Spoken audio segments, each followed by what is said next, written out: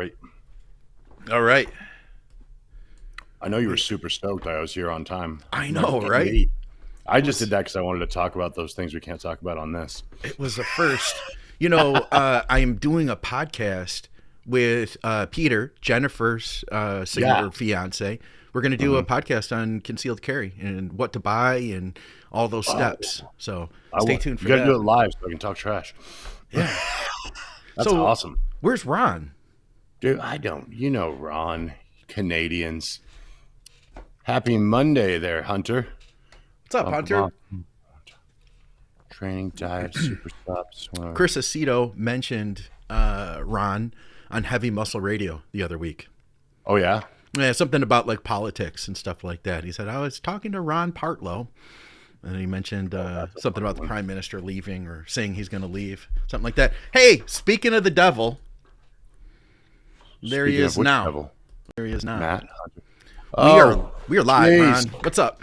We're already live, buddy. Good Watch your morning, language. guys. Couldn't get my camera to work. Oh, no kidding. Same as last time. Yeah, I rebooted my computer though, and now it works. All right. Hey, tap your mic for me for a minute. Tap tap. You're not on that microphone. Okay. You are just... Ron might need to hang up and come back. Guys, this is the behind-the-scenes stuff that you normally don't see. Only we're actually... It's we're not on for like 4 or 5 more minutes on the normal days because we're always late. I was on time, everybody, just so you know. So that's impressive. Which is a first. No, that's not a first. Close. All right, here's Ron now. We got 60 people already. What's up, Ron? Tap it. Microphone. Oh, buttery smooth.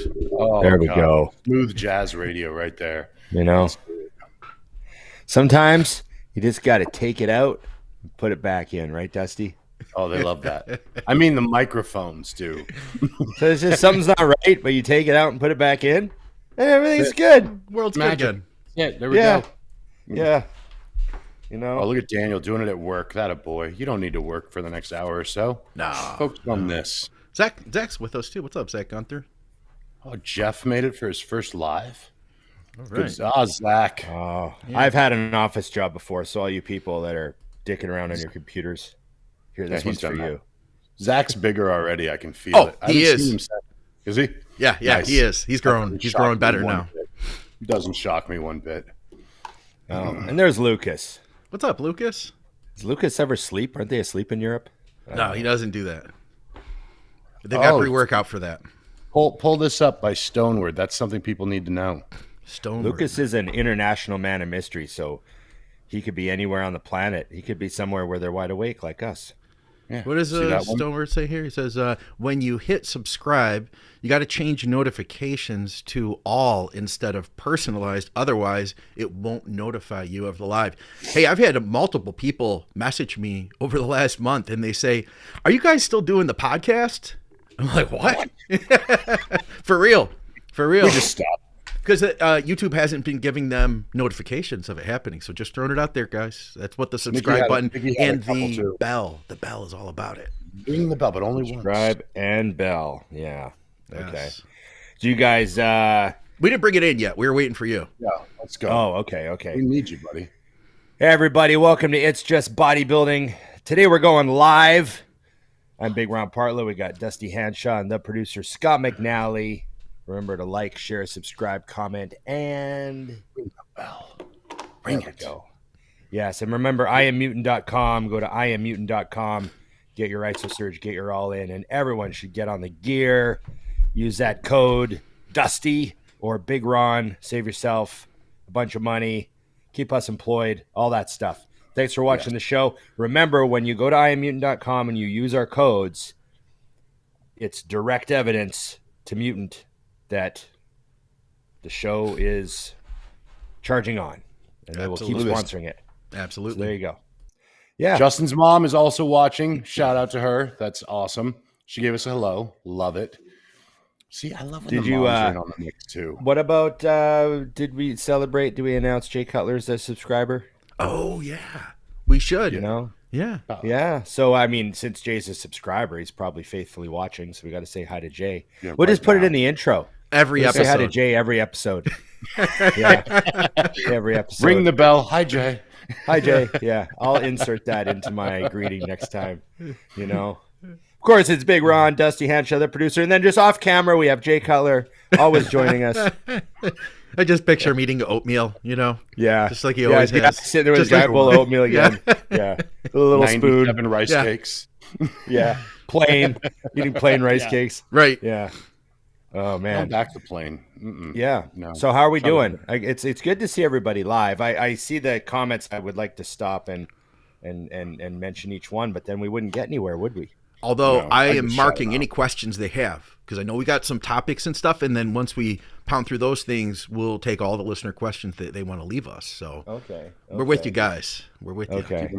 Keep them rolling. My I classic. Nice. yeah. Good. So I have news. That's it. What is it? I am going to retire, do nothing, and just stay home with the dogs. I've decided. Nice. I like that plan. All right. All right. So you essentially have my job? That's cool. Yeah. I just decided I'm checking out. It's just me and the dogs. That's my I like day it. from now on. Is Emily Yeah. gonna just take care of everything moving forward, or how's this gonna work? I don't really know what she does with her day. I don't know. I'm not going to bother her. She comes and goes. She doesn't ask for money, so I just want to keep that going. That's good. Right? Like I don't need to know. She never like, can I have $20 or anything like that? That never happens. So Yeah. not going to disturb. That's a You good know? situation. It's a Yeah. good setup. Yeah. I've decided that Ron needs to buy a second house in South Carolina so he can come play as an American. I just think he Yeah. should. We do so Yeah. much stuff down here. I know. It's got green. That's- It's not too hot. We have everything you need. see, so there's that whole like that's cool. But then I also thought the other day, I kind of like to do nothing. You do nothing here. You'd be a little too obligated, you know. That's what it true. would- You do would have nothing to like here. go places every now and then, which would be weird. Yeah. And another good thing about here is that the people here know that I don't want to come. You already got them broken Right. in.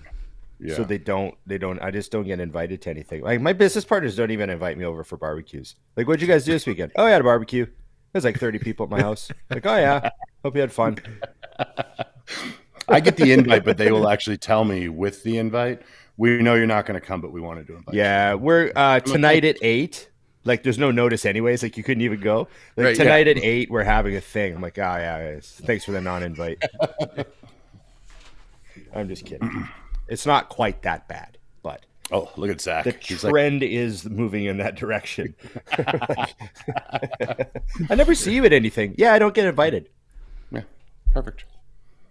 Bum, bum, bum. Okay, just the way I like it. So, Dusty, we need Yes. to discuss what is going to happen to our lives and our businesses when we're no longer pros. I got to tell you, my whole life shifted like so many others did immediately. When I heard I was going to lose that IFBB and it was gone forever, I was like, well, there goes the only sign of legitimacy I ever had. But they bounced back and said, well, you really old people, you're grandfathered permanently. So Ron, as much as my life almost ended, they brought it back for me. I did not know this. When did you hear this? What is this? Yes, news? they came back because there was such an uproar about it.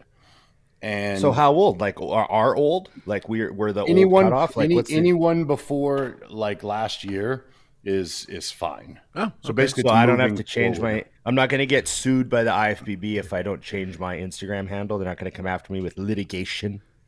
I was going to actually start doing like Dante used to do. You got a lot of you guys listening won't know this, but on the board days, people used to put in their bio like, Yeah. won Oh, the it's state like, yep. championship of this and this. Oh, yeah. And I used to Wisconsin laugh state champ.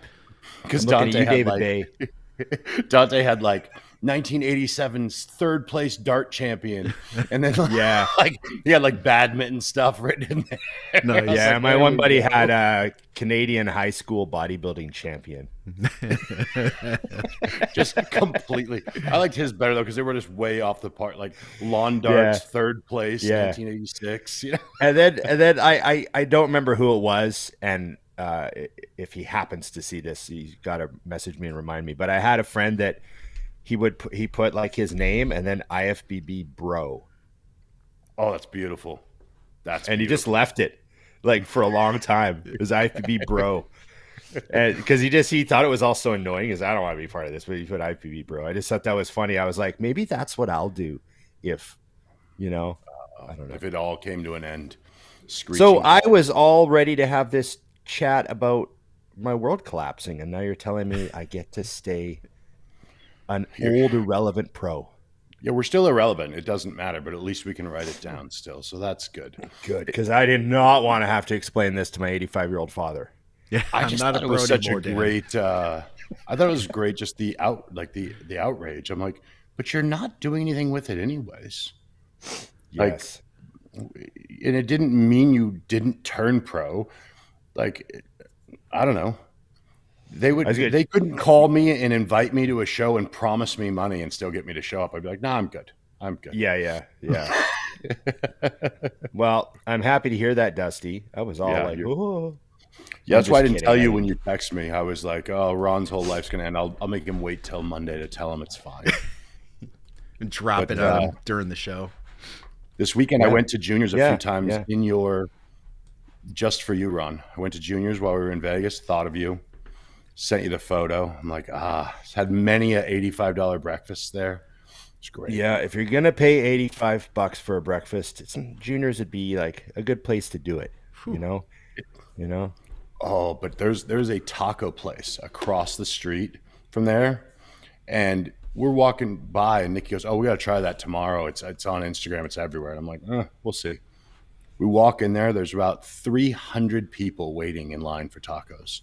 No, my entire life changed to the point that I got to go for the flight yesterday. I was like, "Yeah, we're taking some tacos to go." The place was amazing. That seems like a lot of work in there. You just stand in a line and you just wait. Oh, Harvey has something to say. That just seems like a lot of work. Yeah, tacos to go to the airport. I'm going somewhere else at that point. I'm driven. Yeah, you guys don't want it as bad as I do. You're not as fat as me. No, you know what my airport thing is in Vegas? What? I go get one of those. What's the shake place in the airport? Shake Shack. No, not like that type of shake, but like the the healthy protein shake place. Oh, I don't know. Oh, I would never know that. No, I mean, yeah. Especially I get one of those, it's like $27 for a small one, I bet. Yeah. But see, I don't gamble or use prostitutes, so I just take that money and I put it towards the shake on the way out of the airport. You earned it. You earned it. I budgeted for it. Yeah.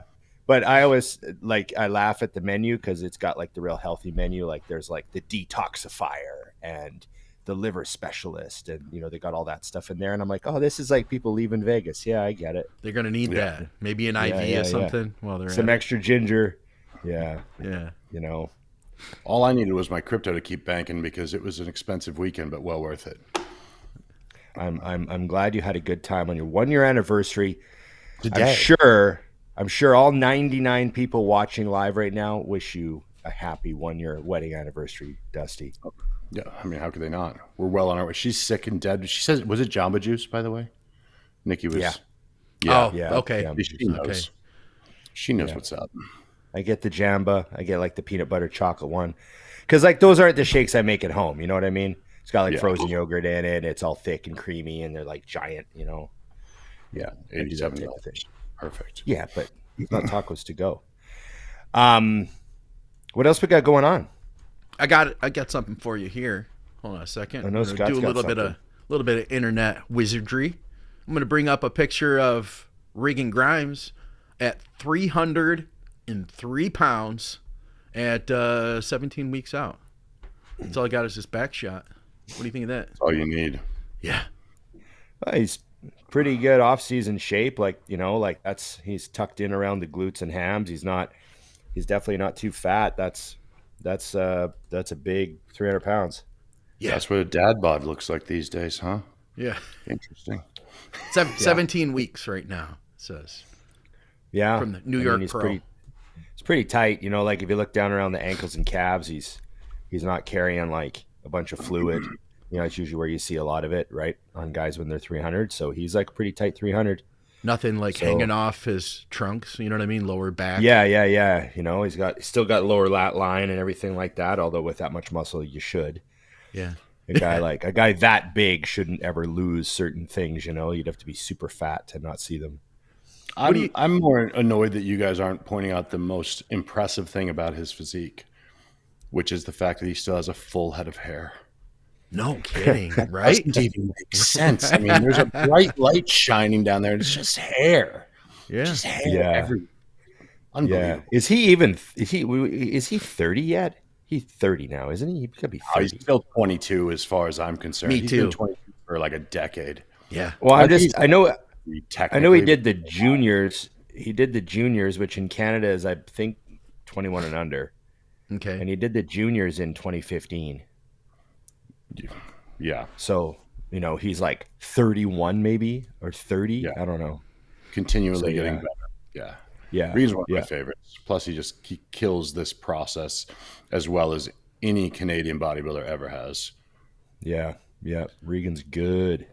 What do you guys think? So 17 weeks. I mean, Who's doing that show? Yeah, I don't know. It's the worst podcast ever. Yeah, we don't know these things. Put us on the spot like that, Dusty. But what I'm wondering is, you know, long, slow prep versus fast, hit it hard prep. What's the shortest prep you guys ever did? 12 weeks was my usual when I started. Yeah. And then they became 20s, and 20 was always way better for me. Nice and slow, never even felt like I was in prep. 20 was the way to go. Shortest prep I ever did was 8 weeks, but that sucked.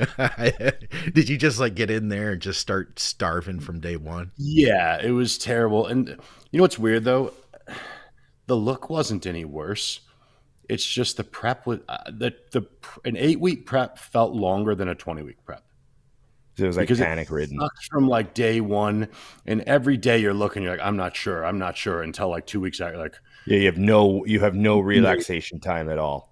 Yeah, none. Yeah. So I actually just stayed on the step mill the whole time. Check this out. Dane, who's a listener of our show, knows more than we do about the show we're talking about. Says he was on Fuad's channel and he reckons he's going to beat Nick at New York Pro and Pittsburgh. So here's a thing about Regan is, you know, that conversation about like who's the best Canadian bodybuilder, men's open bodybuilder, you know? Yeah.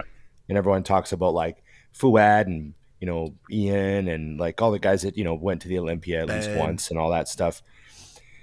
There's like, even though he hasn't placed at the Olympia, like other people, he's won pro shows. And if you just look at Regan's physique, like with like not the way the judges judge, but you just look at his like front double, his side chest, his back double, he's not missing anything. Like he's possibly the most complete of all of them. Yeah. And still has the ability to get better, which is frightening. And I mean, I see the potential in him to be the best Canadian open bodybuilder ever if he can pull it off, but it's still possible because he's so young and so big and has such a great physique already. You know what I mean?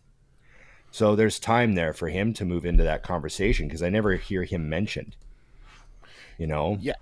I think Ian had all those wins and did well at the O and all that. So it's hard to top that.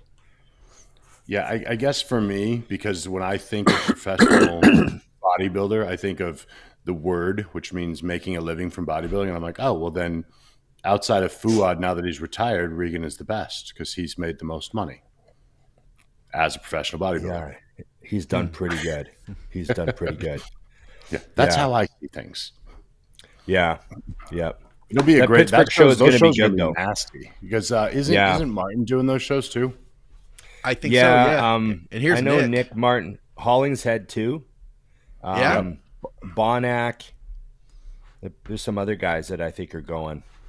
There's Nick, and Bonac is looking bigger. I saw him early last season, and I almost felt like, oh man, I think he's ready to retire. Like he looked okay. Like he was a great bodybuilder. Still, don't get me wrong, better than I'd ever been in my entire life, but not the same guy he used to be.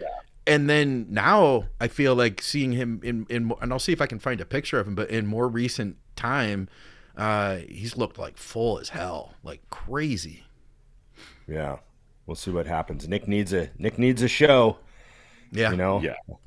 After that disappointment with Yo and all that, he needs a show. So I hope he really has a good prep for this. I see John Thick. Oh, John Thick asks if I like white.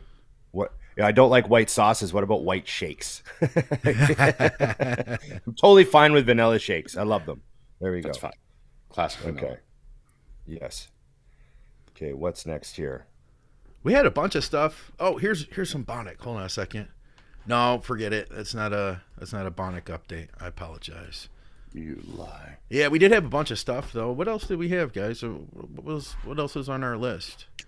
You sent a list. I didn't read it, but I saw you sent one. I wanted to tell you about that. That was one of the things. I wanted to give you guys a review of these egg white wraps that I ate, but I felt like that's not like the most important thing that we did. You know what I mean? I feel like there's some other things that we could talk about first. We've got to be able to do more than this. So I was kind of filling until I could pull up our text and look at that. Oh, wait, I'm going to look at it here. You said There it is. Here, but... So with the Regan Grimes, yeah, Nick Walker competing in Pittsburgh Pro. I guess that's really all we had besides our list. We of have no questions then. preparation. We have very little. But have you guys heard of those Egglife egg white wraps? No. Is this like a normie thing? I don't know. Miss Olympia eats them. I got a message from Drea. She was like, "You got to get the Southwest ones. Those are good." I don't know if you guys at home. Where do you get them? Like, is this like grocery store? Weird... Yeah, normal okay. grocery store, and they're kind of expensive. I didn't even look at the price, but one of the people I was talking to on social media was like, "Oh yeah, those things are really expensive." I didn't even look though. They're like $6 for a pack of them, and it literally was like I don't know, 8 maybe. They're real flavorless. They're like nothing but. The way the word Victoria used, she was like, it's like a vessel to put your protein in. And that's literally about it. I didn't know if you guys maybe tried them up there. No, that sounds like something I would never buy. But I understand the utility and especially the like on the road thing. You know what I mean? Yeah. Yeah. Do you guys remember the P28 wraps? Project Bodybuilding just mentioned that.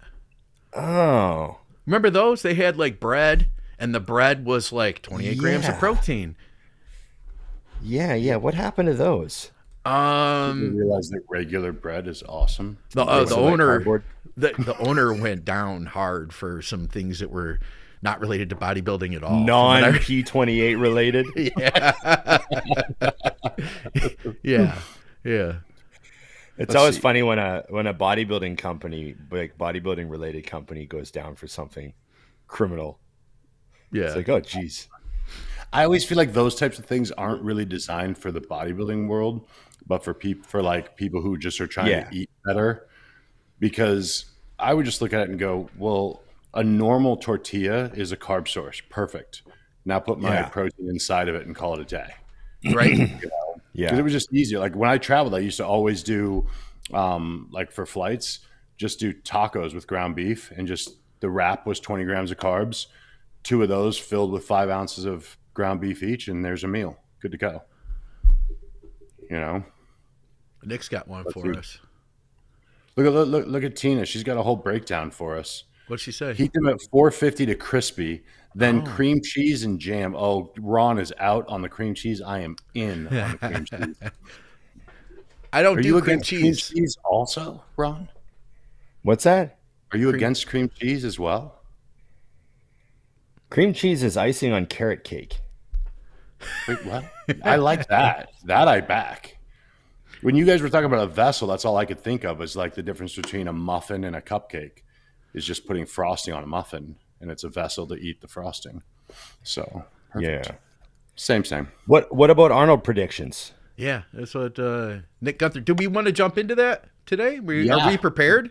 I mean, I guess we were. We are prepared when we do it, so let's just do it now. It's a good point. I'll pull up the list. We still have Samson, Lunsford, and Curry. So 3 Olympia winners doing it, right? Yep. Can we bring up the fact that Sean Ray doesn't think that Chris could possibly help Derek in any way because he's not as good of a bodybuilder? He said he didn't get in the gym to train him. He's not in Yeah. there, to train him, so he can't. I'm sure that Derek Lunsford needs someone in the gym with him because he probably has no idea how to train at this point. I think with a guy like Lunsford, you just Shit. need pictures. Yeah, I think he's going to do okay in the gym. He could just watched send. that, I was irritated immediately. He could just send Chris a back double and a front double twice a week, and I think he'll be fine. And Chris goes, "You're still awesome. Keep going." Yeah, keep dieting. Keep All dieting. right, Okay. so down to the predict. Did you pull up the whole list here? Oh, they have like a rolling list. Oh, but you know what's pretty cool? I'm going to tell you right now. Look at this. Check this out. Look at each one of these pictures. Has got a little mutant logo up on the corner there. Every single one of these pictures do. Yeah, big time Speaking of sponsor. guys that just keep getting better. Akeem. Yeah. Yeah. Yeah, he's been in great shape for a long time now. I think that's going to be to his advantage, right? A lot of people have complained like his lower back wouldn't get tight enough. If Akeem, it's not like he's needs a lot, it's not like you've ever said to yourself like, oh, well, Akeem needs to get a lot bigger. So, man, if he could just stay in shape, that might be to his advantage. He just keeps getting harder and harder working with Chris, Yeah. right? Oh, De La Rosa's out. I didn't know that. Dane, we need you on the show, dude. Jeez. Here we got Samson, Derek, Hollingshead, Andrew Jacked, William Bonack, Brandon Curry. There we go. Carlos Thomas Jr. Yes, those pictures of Carlos that are circulating are awesome. You gotta Obviously, get like him on the show. So I just talked to him. He's up for coming on. I just need to get back to him. Only thing is he works a day job, so I don't know if he's free to just like hang out with us at 1:30 in the afternoon. Isn't he like saving humanity at his regular job? Like He's doing real stuff, does he important work in the things. medical field? yeah, it's something Can't remember ridiculous. what he does. But yeah, that'd be cool. Have Carlos on. His photos look awesome, and obviously, like his photos look crazy enough that you could say, "Oh my God, he could win the Arnold." Yeah, Right. Like that's how crazy the photos look, right? But the only reason that I don't say stuff like that is just because I know like how bodybuilding works with like how things come together on stage. It's like, but he looks incredible. He is definitely going to be my dark horse, and I say dark horse just because he's not proven yet. Yeah, like the mass on him, he's getting harder by the week. Every set of photos he posts gets crazier. Yeah. So I'm really excited to see that physique in the lineup. I wonder what he's going to weigh. I wonder What too. he's going to weigh or what he's going to look like he weighs. Yeah, right. Yeah, I 'Cause guess. 'cause he Well, looks like and he's are they far 304. apart? Yeah. Yeah. I remember being Yeah. told when he was at nationals, being told that like he was an incredible middleweight too, like way back in the day. He got absolutely peeled for middleweight, looked great there. And then I remember I was really rooting for Nate Spear, and Nate came through, and I forget who it was that beat him. It was that big black dude Bundy. Do you know who I'm talking about? Bundy was his name. I don't know what he's doing now, but then I was like, all right, Nate Spear's going to do it. And then Nick Walker came through, and I'm like, all right, Nate's going to do it. And then Carlos Thomas Jr. showed up, and I was just like, oh my God, the dude he didn't look like anybody else on that stage, with those legs. Yeah, he's crazy. Carlos's arms are middleweights now. Yeah, each one. That's also a different reality. What do you mean? To have been a middleweight at any point in my life is just a no. Yeah. Like, But oh, also wow, to be a that's lot of great muscle. bodybuilder at any point in my life is also a no. So I have nothing in Right. common. So Do I you- will say this about the Arnold. Samson seems to be getting better every day for the last 2.5 years. That's a lot of getting better, man. Like you just see a photo of him and he's starting to have that look of unbeatable to me. Because they're not posed. You see him standing in a t-shirt and you feel bad for the t-shirt. He put up a video the other day buying a car in a hoodie and it looked like the arms were going to give. And he was just like buying a car. Yeah. Right. I mean, I don't know. I would not bet against him currently ever. Like he's just to me, he's finding another level. I think that Samson will beat his Olympia look at the Arnold. And if he does that, there's nothing else to talk about. Then you can talk about place. Now, I know this one's kind of edited up here. You know, it's black and white, so it's going to always have like more pop to it. But yeah, other than that, he's totally normal. Yeah, come on, you know? Yeah. The mass. Yeah, for real. I know I'm biased, but there's just something to me about Mr. Olympia looking like Mr. Olympia no matter what he's wearing. When you think back to like when we were into bodybuilding, like if you saw Jay in a tank top or in a suit, it was the same thing. You just couldn't explain it. And he's in another level than that, being taller. So yeah, I see him winning. My big question is actually Andrew Jack to me needs to make a big move, or I'm going to start feeling like Andrew Jack is Andrew Jacked. Like he's got to make a drastic jump, or I'm going to start to feel like we know what he's bringing every time because it's been pretty consistent. Fantastic, but not at that next level of the top couple. He can do it. He can do it. What do you guys think? I don't want to like get too into it, but you guys saw Hollingshead has had a little bit of a shift.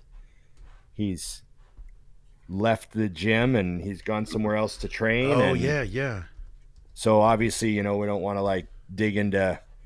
I'm not trying to dig into people's personal stuff, but here's the gossip. Yeah.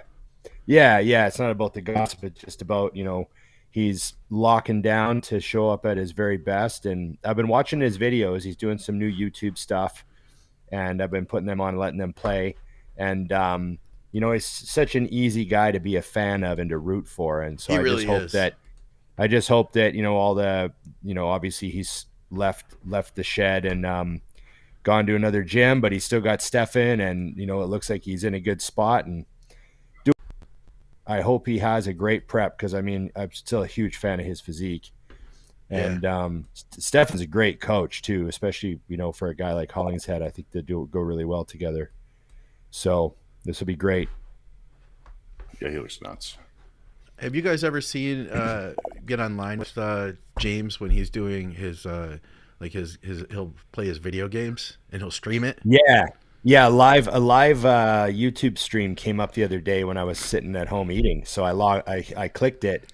Yeah. And there was I think it would just started. So there's like 20 people watching him play. Yeah. And I typed a few things, and he's like, "Big Rod, how's it going?" And he's like just getting going on his game. Yeah. I've done that too, man. I'll leave it up and just have it up in the corner of my screen and just listen to him talking. I'll comment once in a while, and talk to him a little bit while I'm working. It's pretty cool, man. He's got like a dedicated little side crew of people that are into bodybuilding, but now they're also like gamers and stuff. It's almost made me think like, man, I want to go get a system, but I wouldn't have the time, Dude, I've talked to James. I've talked to James about gaming enough times that I feel bad for bugging him now, because I've asked him like several times, and then I try to think I can help by explaining, and I realize I'm just bothering him.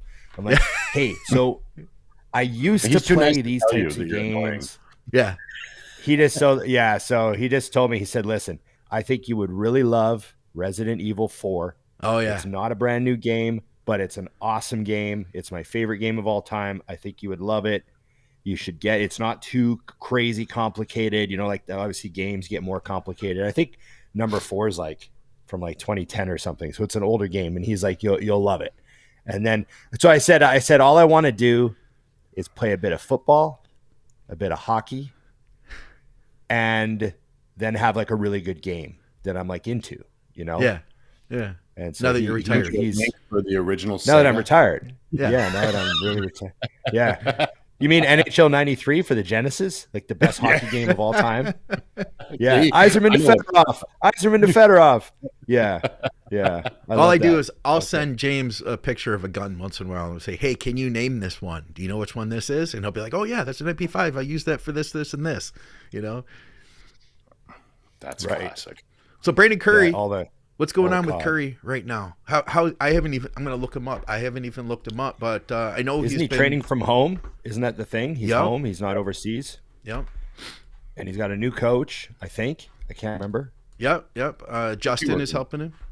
Oh, yeah, that's right. It doesn't have. Yeah, Justin Harris. Maybe we That's should ask good. our listeners. You guys tell us what's going on with Brandon. You know what I'm saying? They Almost tell got us. Yeah. Dane, what's I'm going on glad. here? I'm glad Justin Harris is helping him because that's like a no bullshit guy, kind of a little bit old school, a little bit like got that hardcore vibe, and maybe that's what Brandon, Brandon needs.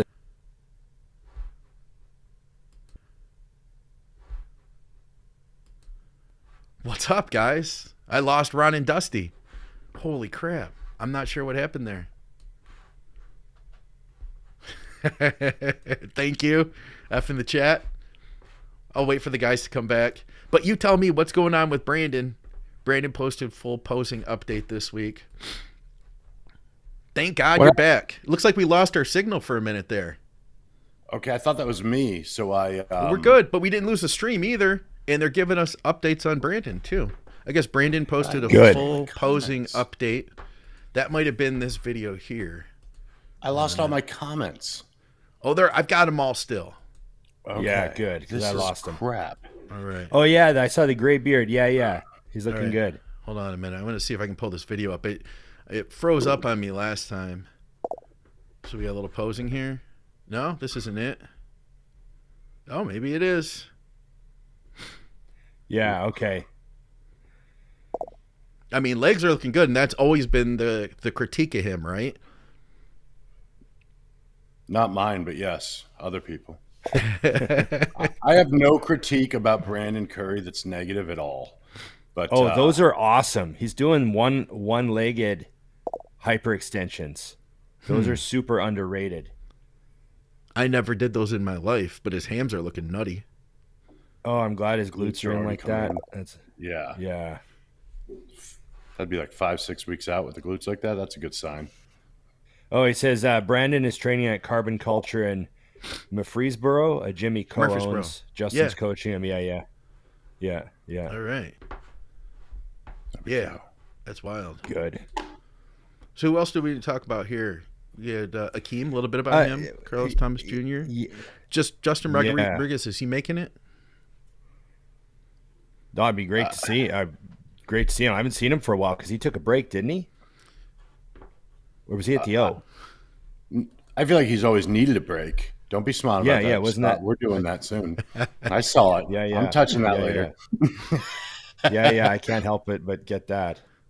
Yeah. Let's see. Though the only real change is it's good to see Patrick Moore back with Chris. That seems to be that was a better situation that they had. We're skipping that drama as well, just talking about him as a bodybuilder.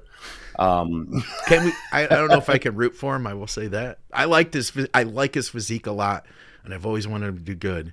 But I don't know if I can root for him anymore. Just my personal take. I'm gonna leave it at that. Yeah, I'm excited to see what I feel like the only problem is with these lineups is as good as he is, this lineup is just absurd. I mean, Yeah. look, if you look at that list, it's hard to believe that. I mean, we haven't even mentioned Clarida yet. No, I know. We didn't really start at the top. We sort of started at Samson. Did you expect Yeah, anything my different bad. though? Yeah. Yeah. So I predict. I know this is a crazy lineup, but I think it's very possible Clarida's in the top 5 Oh yeah, of this lineup, and I would not be surprised at all if he's first call out. So we will see what happens. We're terrible. I'm terrible for like this stuff. I just think all these guys are awesome. There's 3 Mr. Olympias in the show. Like, what a crazy Arnold. This would be a fantastic Arnold. If you look at it technically, when's the last time we had 3 Mr. Olympias in the Arnold? I'm just wondering. I don't remember. have we ever had 3? Right. That's the question. I don't think so. So we will figure out. Oh, now everyone's confused. What's that? Oh, everyone's saying, why can't you root for Oh. him anymore? Oh, Yeah. I'll say it. I don't know if it's true. All right. So this is what you call gossip. This is literally gossip. Don't pass it on as fact. What's gossip, Scott? But the what's that? word on the street was that so he owed the gym owner money. He didn't pay the gym owner. They got in a fight. Yes, he ended up clocking the gym owner. I think he's a trained boxer. So what else would you expect from this dude who is literally a jacked pro who was formerly a boxer? Of course he's going to win a street fight. Don't even get in a street fight like that situation. But then when the police came, he ratted on the gym owner for selling gear. So I don't know. That's what I heard. At least I'll leave it at that. Yeah, that was the first rage. That's why I was like, we'll see what the actuals are. But yeah, when I heard that side, that possibility, that was not my favorite either. So Yeah. you know, that's just the way I see things, and it shouldn't be illegal in the first place. Well, that's a good point, Dane. 3 O's and 3 Arnold Classic champs. Yeah. And a 212 champ. Yeah, that's a lot. John De La Rosa, we didn't really mention him too much. He's out. He's out. Okay. Yeah. You can technically say that's the best Arnold lineup ever with just the credentials. And last but not least, Clarida, who you guys just briefly mentioned. So there's that. Yeah. Oh, we're having people saying that apparently there was an interview on RX Muscle explaining the situation better, and that wasn't true. So is that what the gym owner said, or is that what Patrick Moore said? That's what Patrick said. Yeah. Oh, okay. So what I want you guys to know is that my mom says I've never done anything wrong. Right. So right. Everyone knows that there is 3 sides to every story. My advice to everyone is at our age is that we should avoid getting in fist fights. Right. That's once you own stuff, you cannot fight anymore because then you're suable. Yeah. And all that stuff. It's a real bad scene. Yeah. You take the loss. If somebody owed me money, I would just take the loss and be like, all right, see ya. You know.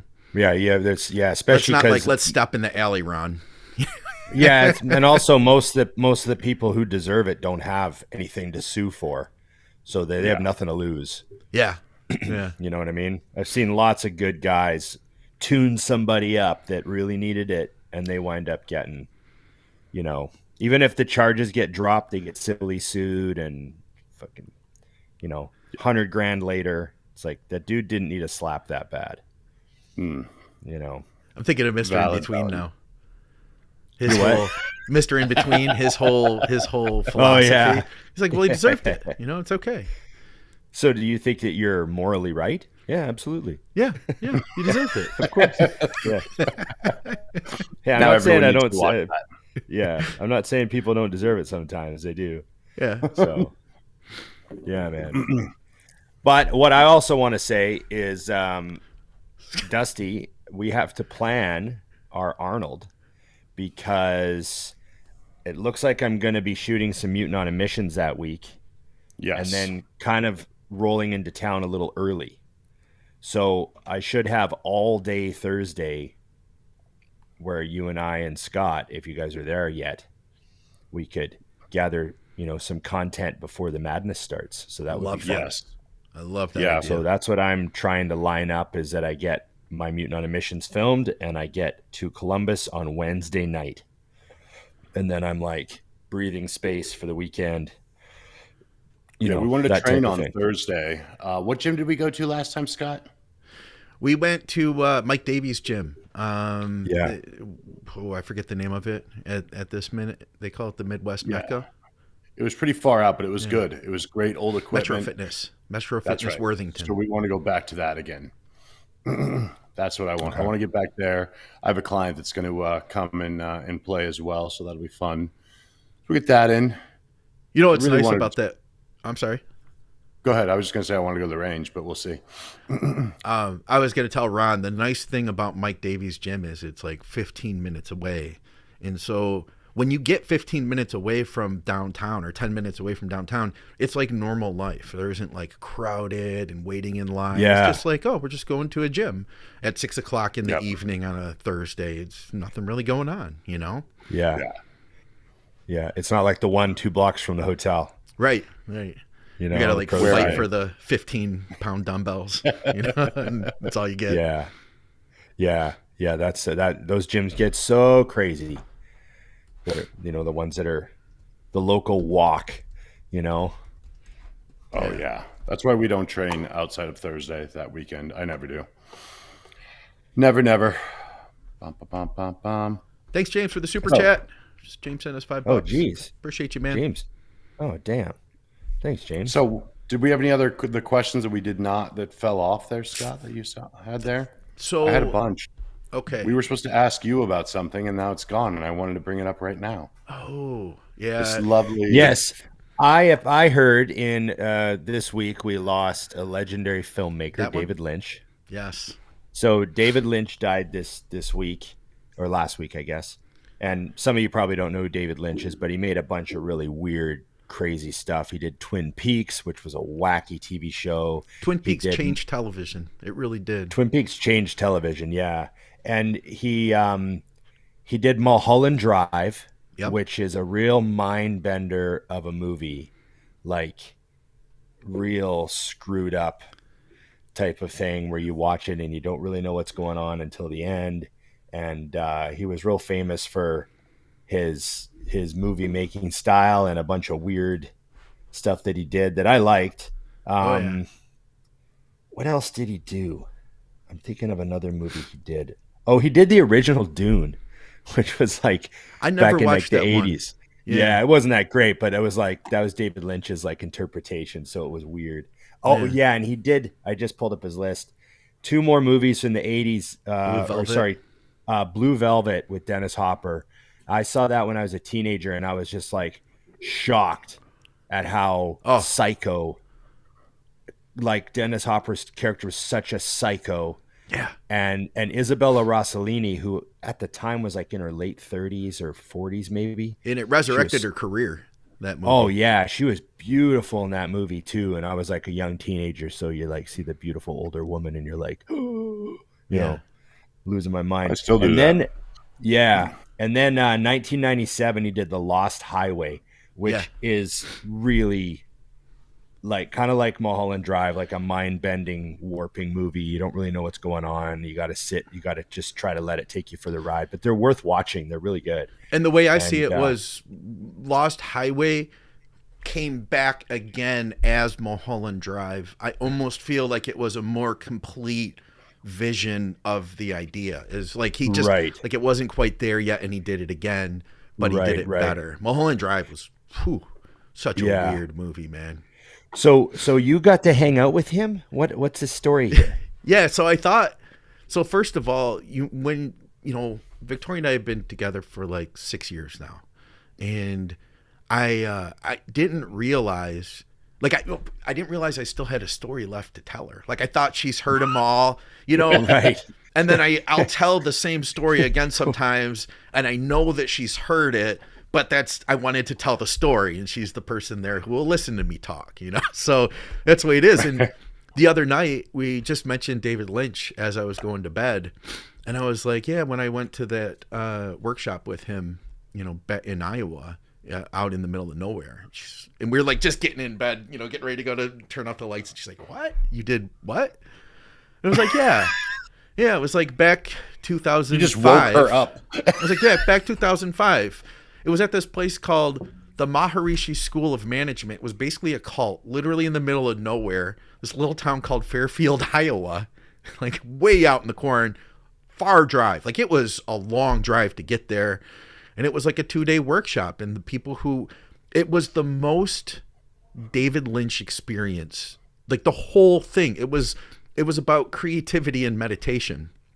But what it really turned out to be was like this, it was like a big sales pitch to join a cult. The whole thing, like we stayed with these people for like 3 days, and it was all about like transcendental meditation at the Maharishi School of Management in Fairfield, Iowa. They called it like the island in the sea or something. I can't remember the name of this place.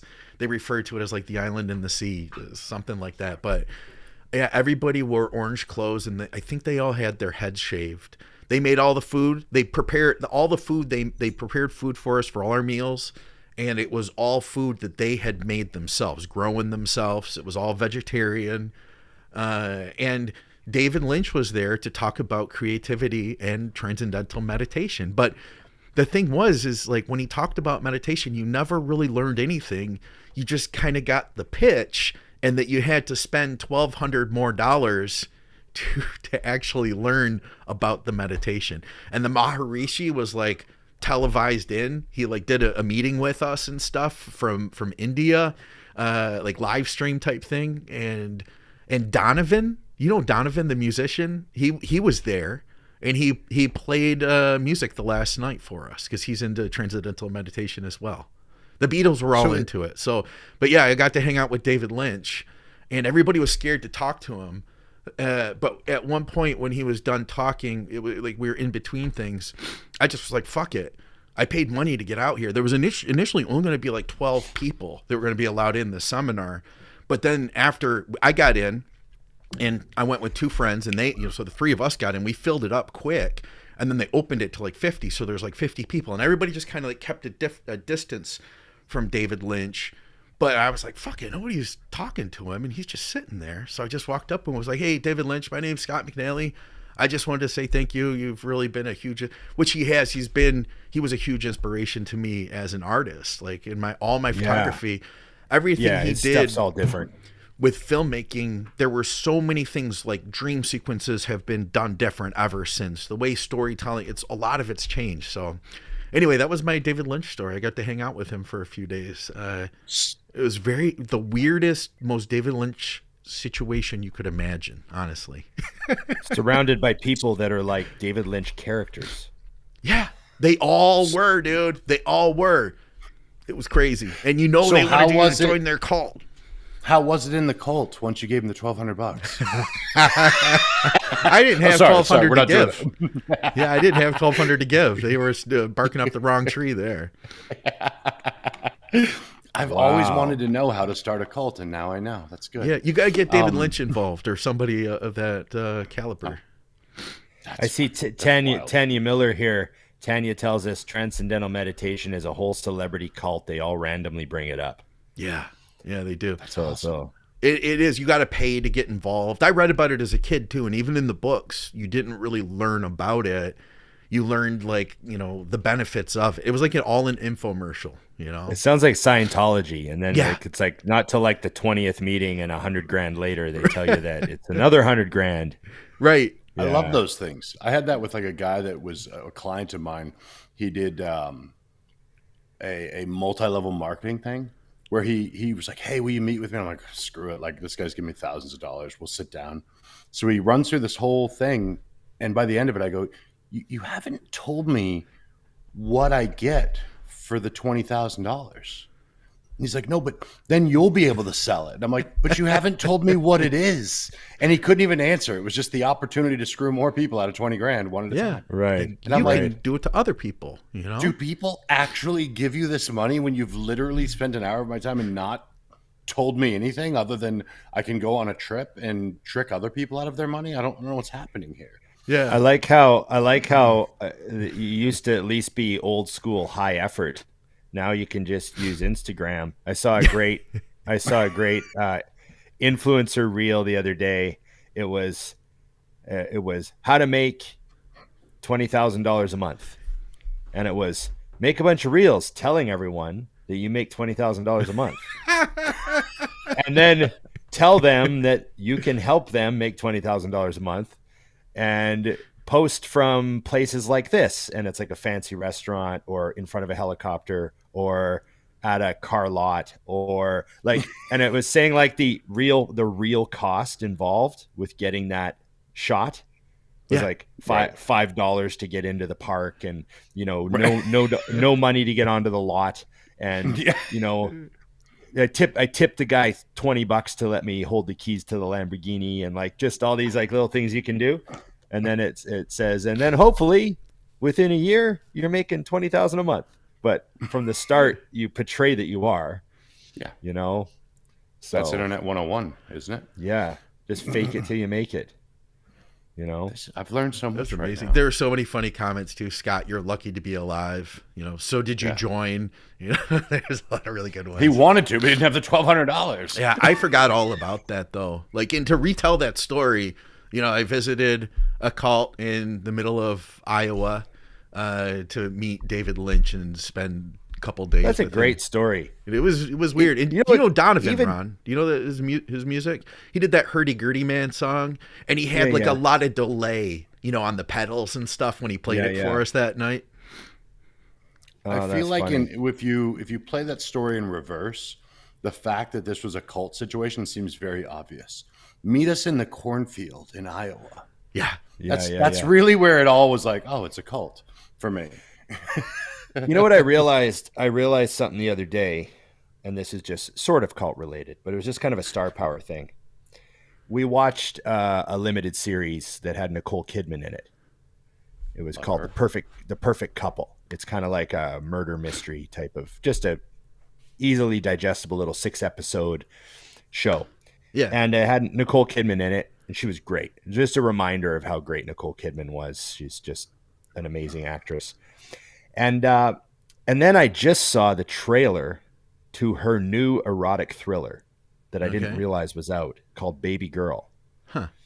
And she plays like a corporate executive who gets seduced by her young intern.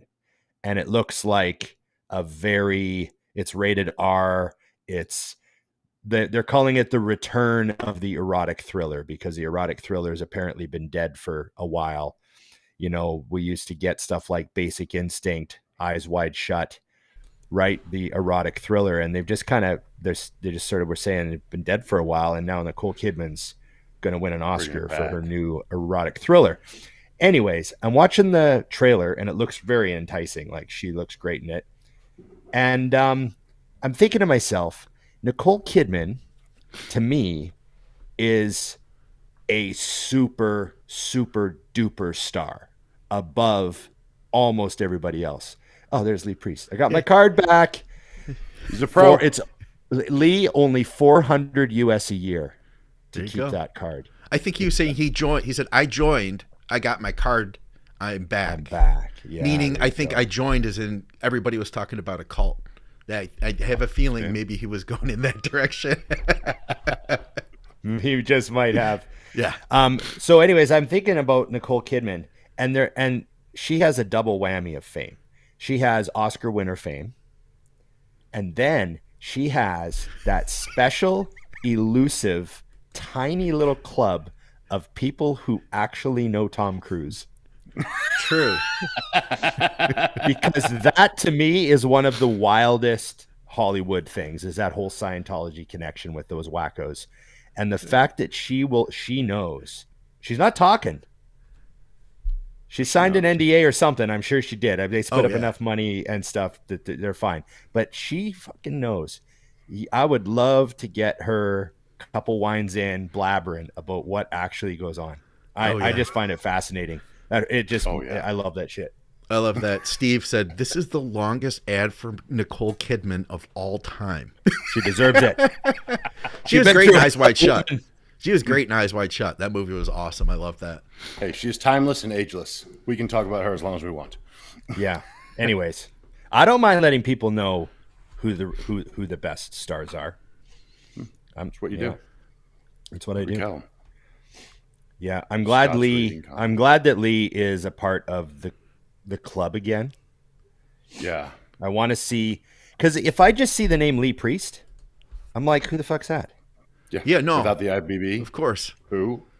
I need to see Lee Priest IFBB Pro, and I'm like, that Lee Priest. Yeah. Otherwise, I didn't know who you were talking about. Yeah, No so it's important. Yeah. It's very important. I see some. Congrats, Lee. Congrats, Lee. Fantastic. Johnny Duval, do you know him? Oh yeah, Johnny. Yeah, he was with Mutant. Whatever happened to him? He seemed like he was so young and had a lot of potential. Amazing bodybuilder. Yeah. I think he's smart enough to, go make money and do whatever he was doing. I know he had a kid and all that. So, like, congrats. He's a dad and everything. I think he's still training. I don't know. Yeah. I haven't talked to him in haven't seen ages, him but forever. yeah, he's a good guy, man. He was a very, very hard training bodybuilder. Very hard training. Super aggressive. I remember seeing him squat 7 plates at Gold's Gym here in Vancouver when he was out. It was like the wildest. When you see somebody do a single and you know that like a little bit of their soul left their body and there's no way they could do it again. Like, even if they tried it the following week, they might not get it. Like, they really peaked and they did everything they could to get that. Yeah, he did a 700-pound. It was 7.5 plates. Really? 7.5 plates he squatted at Gold's Gym. And then afterwards, he had lower back problems for like a year. Oh, get out. It was one of those things. He's like, I think I fucked myself. And it was like a year of him having problems after that. But he got it. Like, he squatted it. He didn't get hurt doing it. But then afterwards, I remember he was sitting on the bench after he squatted it and he couldn't stop shaking. Like, his whole body was just like, it's like he was like shivering. He was like, Yeah. and they were like, what's wrong? And he's like, I don't know. My nervous system's fucked. He was just like, it was like some crazy, like, adrenaline neural freak out thing. Cause like he was out of his mind when he got under that bar. Yeah. Like, he got himself to a point where I was like, this guy's going to squat or he's going to squat or die. And he got it. And then he was messed up. He couldn't finish the video. They got it on video and he couldn't finish the workout and he was like done shooting. Yeah. Yeah. Wow. Yeah. It's just, memory I have of him training like an animal. So what are we going to get? So Lee Priest is up at this hour, meaning We got to get him on now that he's a pro. Yeah. Yeah. I didn't want him before. Lee Priest, my way, it's fucking basic. I want to do a setup with, so one of my good friends is a non-bodybuilder and he's a huge Lee Priest fan.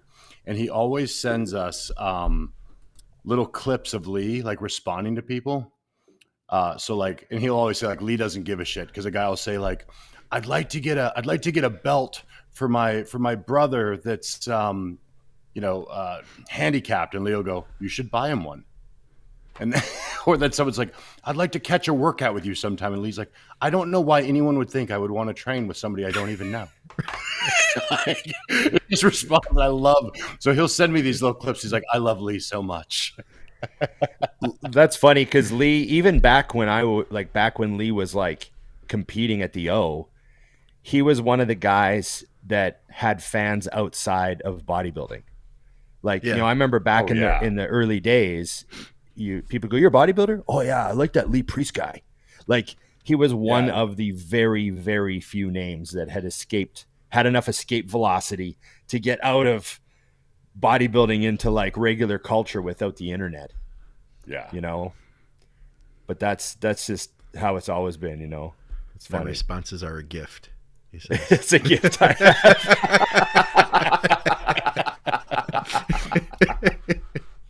Just the blatant truths. Yeah. They're fantastic. Yeah. Lee and JP are the two that do that the best. Just like lay the answer right back to them. I'm like, refreshing. It's good to see. He was recording with Jeff Roberts on the channel for a while, and I don't know whatever happened with that, but I remember like setting it up. Like, I'd sit in the background and record it, and I had to go to my parents' house or something because my internet was down. And I just remember, I don't think Lee knew I was messing with him because Lee doesn't know me, but I expect him to like give everybody shit and give me shit. And you know what I mean? So I was like, oh, hey, Lee, how's it going? I was like, how do you, and I turned the camera and I was like, what do you think of these plates? My mom had these like old collectible plates on the wall. And I was like, check those out, man. I was like, you see that nice collectible plates? And I just like turned the camera back. He's like, I don't give a fuck about your plates. I thought you were going to tell me he went off because he knew a lot about them. He was like, no, he didn't know anything about him. He just looked at me really weird, kind of. I was like, oh, okay. Turns out he's an nice expert plates there, Scotty. He's an expert on fine china. Yeah. Yeah. Oh God, look at Dane's comment right there. That's fantastic. Should sponsor Lee. Make them do a podcast together. Yeah. Oh, that would be amazing. That would be amazing. An immediate Could do- classic. Yeah, podcast together would be great.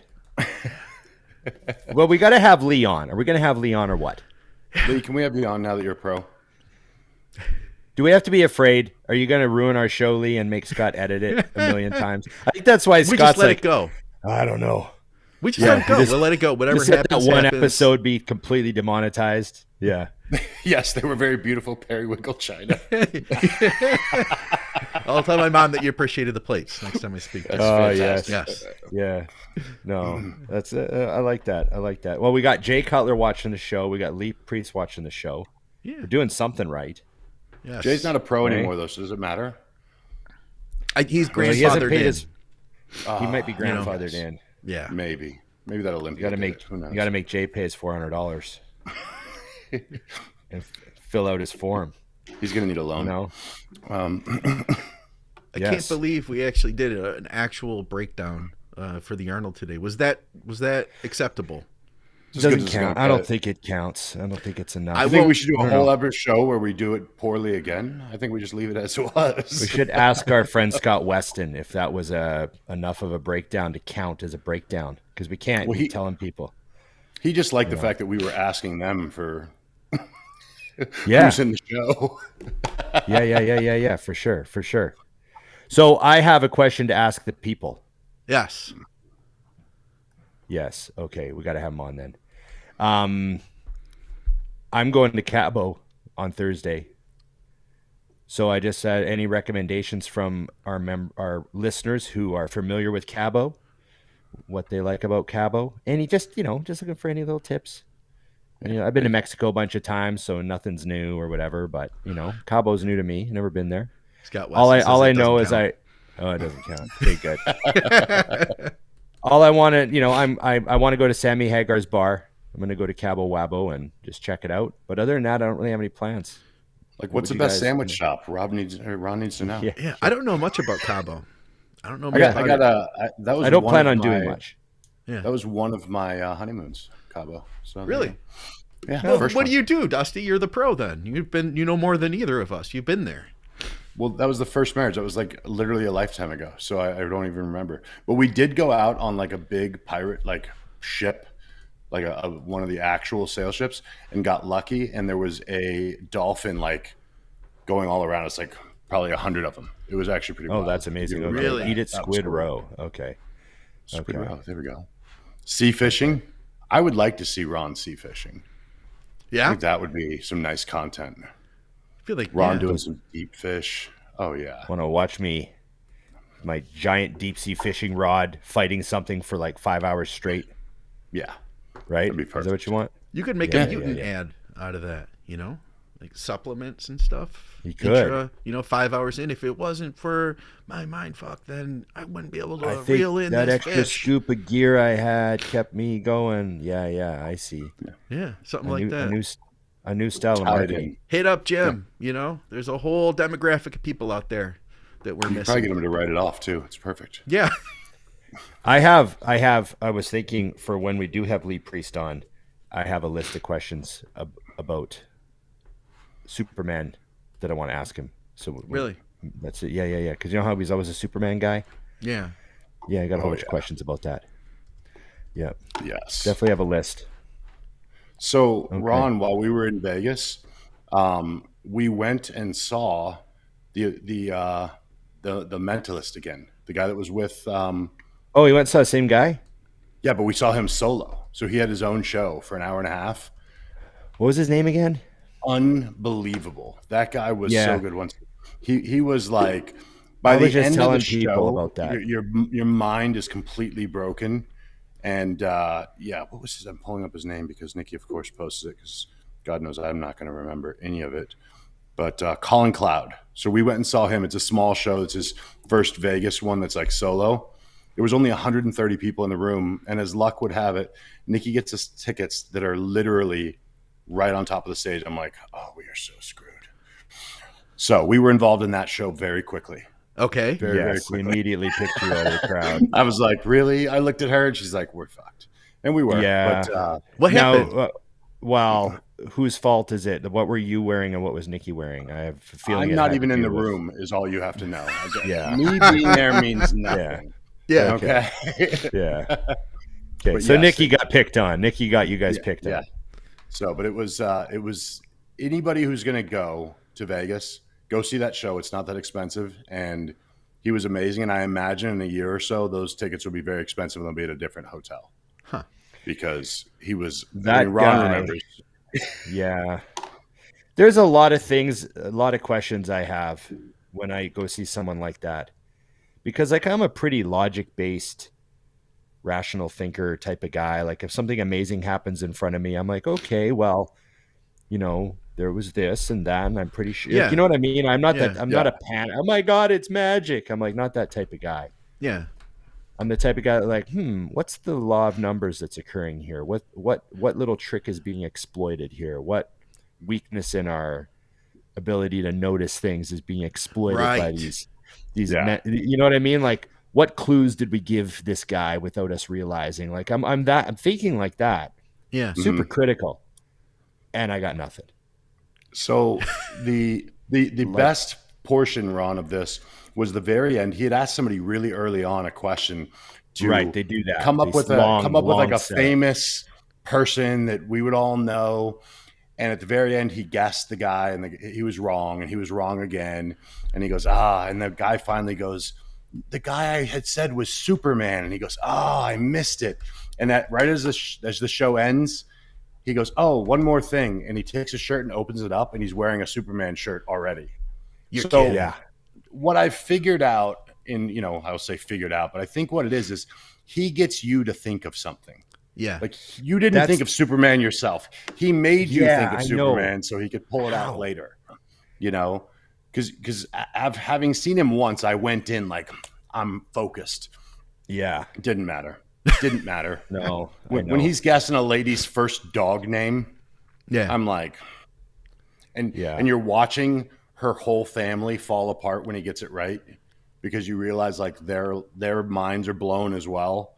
It was. I think some scary. of that is like because I saw one of those guys on television where they had one of those like Instagram houses, not where it's like a building that you can go into and take your own social media pictures and like there's all sorts of like props and sets basically. And he had a conversation with 3 like super high level influencers. And then he said, I'm going to turn you guys loose, do whatever pictures you want, be yourselves, be unique, be genuine. And they literally all took the exact same picture, holding the exact same prop in the exact same room, doing the exact same thing because of the conversations they had previously. And he was like, listen, they do this to you guys on media, television, all the time. Like, this is what's happening to you, whether you realize it or not. It's like, you know? Yeah. Mind blowing. There's that stuff with the Mentalist, and then there was the card trick guy, and a lot of that illusion card trick stuff. A lot of those tricks have to do with like certain laws of numbers, and I'm not the math guy, but I had a card trick explained to me one time. A guy broke it down and showed me why it works. Every time. The thing about the reason it blew my mind is because it was a foolproof mathematical issue. Like if no matter what, you're going to do these 10 steps and the card is always going to come up or whatever it was. And I still was like, but how does it work every time? Like it just didn't make sense to me. Yeah. Like, remember Dusty, we go to this guy and he's like, okay, underneath your seat, you'll find some cards, and we all reach under our seat and we pull out this little deck of cards. It's like not a full deck. It's like, how many cards was it? Wasn't it like? No, that one they gave us the full deck, but he had us pulling cards out throughout. Oh, remember? Wow. Yeah. So everyone in the audience had a full deck of cards, and he said like, all right, go about 20 deep, pull one out, then shift them around, do this, do that. And by the end of the show, he says, okay, I think I can guess what that guy's card is. So he says, wait, I think his is an 8 of clubs, but I think what would be better is if everyone checked their card, and every single person in the audience had pulled the exact same card. Yeah, it made no sense. Like it was it couldn't be, and it was. I mean, I'm looking at Ron and our whole group and the whole place, and I'm thinking, okay, it doesn't. How did you get 350 people to pull an 8 of clubs? Yeah, in the exact same way. Wow. And there's another one where you get like 6 cards under your seat or whatever, 8 cards under your seat, and everyone takes 1 card and sets it aside.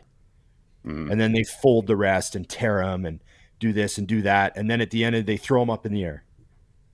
And then he's like, hey, everybody hold up your card that you put aside before we did any of this. And everyone had the same freaking card. Like, just, that sort of shit blows my mind. So, I kept that deck just because it was weird. Yeah. What's he saying here? We had a couple people asking about gear stuff. Yeah, I guess the people they demand it. So I got to bring the gear stuff up.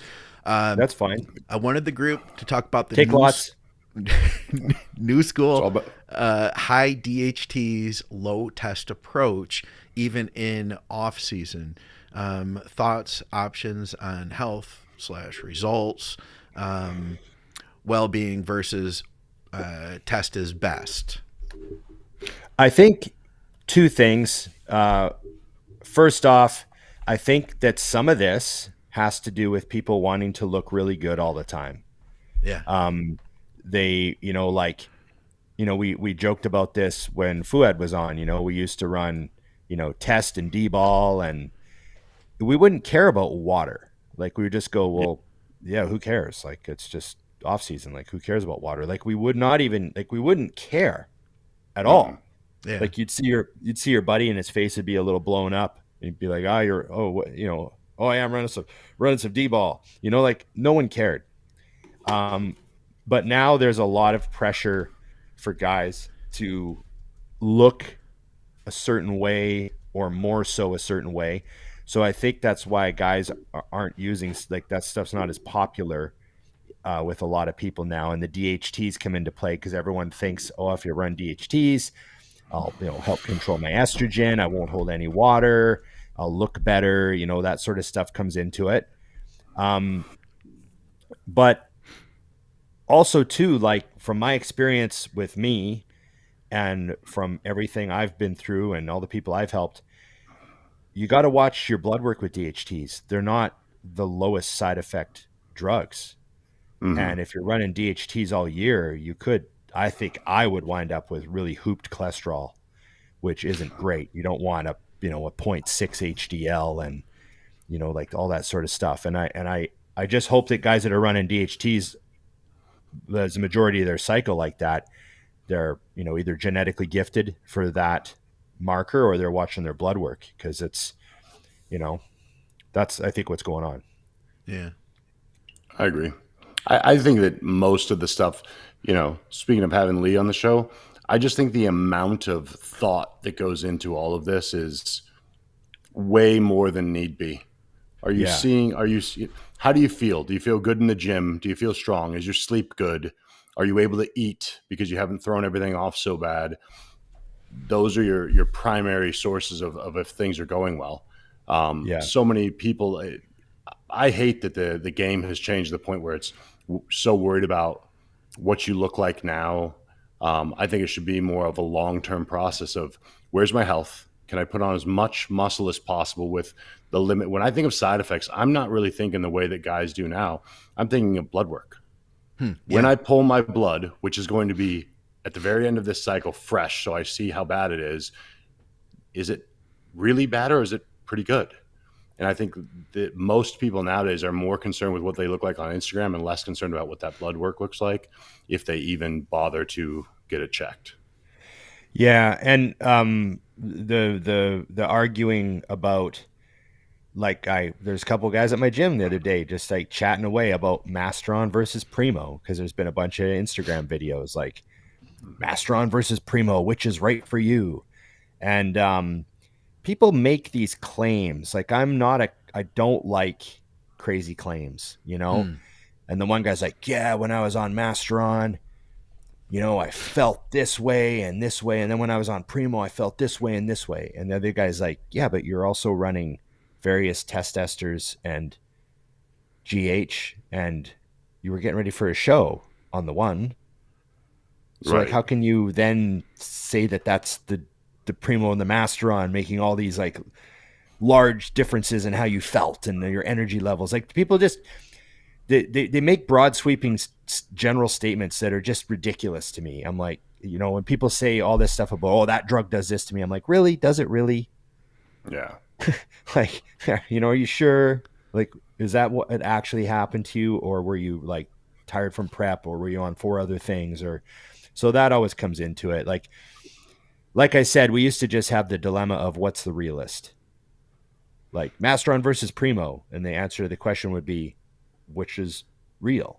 Like, just take the best one, take the pharmacy amp one, you know? Yeah. And which does better for you, you know, like maybe you get better results from one over the other. You know, I ran the last cycle. I really liked the way I looked. I didn't feel like I looked as hard on Primo, so I'll use Mass this again. You know, I mean, that would make sense to me too. That would make sense, and that would be as deep and as intellectual as you should be able to get about it, because you don't have enough evidence to like say much more than that. You know what I mean? Yeah. So yeah, I know. I will say this. I think a lot of people, and we've talked about this on Drugs and Stuff a ton, the like using Primo as your AI, because that's really one of the big things. There was, you know, back they can get away with nothing else. Yeah. 2010, you know, 2005, everybody was like, you got to use Arimidex. Everybody was taking a ton of it. And I'll be honest, my second test cycle, so I ran D-ball only 15 milligrams and blew up for my first cycle. Then I ran test only. Then I ran test with Arimidex. And when I ran that Arimidex, I kept my estrogen too low, and I know I limited some of my progress. Anyway, back then, Arimidex was such a highly used thing, and there's been a lot of like bite backs or, you know, clap back toward that, where people then started saying, well, no, you know, maybe we shouldn't be using all these AIs. You know, we're seeing that cholesterol issues are worse. You know, we're seeing that there's a lot of issues with using an AI. And part of that, though, is that we're also seeing there's a lot of issues with cholesterol with low estrogen, period, you know? Period.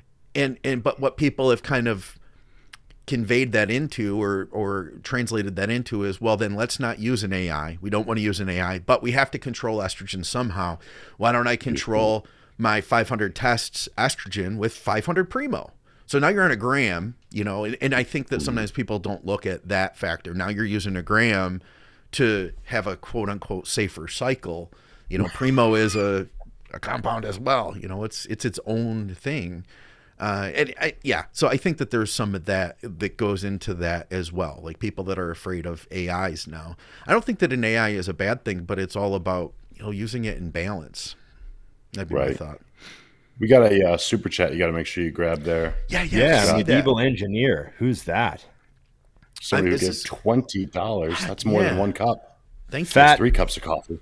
Fat bulk is better than slow lean bulking. I could get hit by a bus tomorrow. There you go.